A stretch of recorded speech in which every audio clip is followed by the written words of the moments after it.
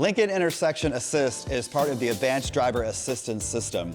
It is designed to help traverse a busy intersection when other vehicles are around. Intersection Assist uses the front camera and radar sensors to detect oncoming vehicles, motorcycles, and cyclists when you are attempting to turn left.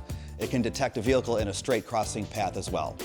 If your vehicle detects a potential collision, it will alert you and can apply the brakes if needed. It will also alert you if your vehicle detects a pedestrian crossing your path while turning left or right.